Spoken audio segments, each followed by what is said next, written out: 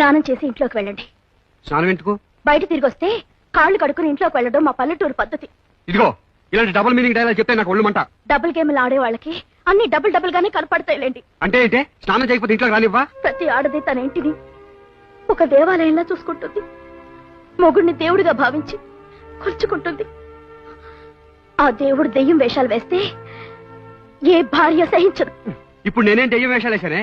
పరాయి ఆడదాంతో షికార్లు కొట్టి రావడానికి ఏమంటారో? మహాతల్లివి సైడ్ కి తీసుకెళ్లి గుసగుసలాడి ఏ మంత్రం వేసావు? కనీసం టచ్ కూడా చేయనివ్వలేదు. అంటే టచ్ చేయడానికి ట్రై చేశారన్నమాట. ఏం చేసి ఏం లాభం? విడాకుల సర్టిఫికెట్ తెమ్మని ఫిట్టింగ్ పెట్టావుగా. శిరీష పియ్యగా ఆవిడ క్షేమం చూడడం నా ధర్మం. నన్ను పెళ్లి చేసుకుంటుందని నీ కుళ్ళు. అవునండి, నా కుళ్ళు, అసూయ, ఈర్ష్య. నాకే కాదు, ఏ ఆడదానికైనా మొగుడు విషయంలో అంతే.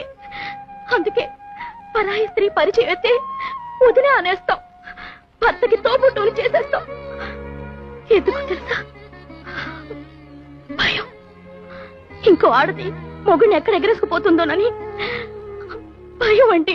ఎగరేసుకుపోవడం కాదు, నేనే ఎగిరిపోదాం అనుకుంటున్నాను. అందుకే రెక్కలు కత్తిరించాను. నేను విడాకులకు ఒప్పుకోను కనుక శిరీష్ కి మీరు విడాకుల పత్రం ఇవ్వలేరు. ఇవ్వకపోతే మిమ్మల్ని పెళ్లి చేసుకోను. పెళ్లి చేసుకోకపోతే మీరు నాకు మిగిలిపోతారు. మీరు శాశ్వతంగా నాకు మాత్రమే స్వంతం కావాలని ఆశతో పనిచేశానండి. అంటే నీ పంతం నీదే గానీ విడాకులు ఇవ్వనంటావు? ఇవ్వను. ఇవ్వకపోతే 100 కోట్లు చేజారిపోతాయే. ఇస్తే నా బతుకు నాశనం అయిపోతుందండి. అసలు నువ్వు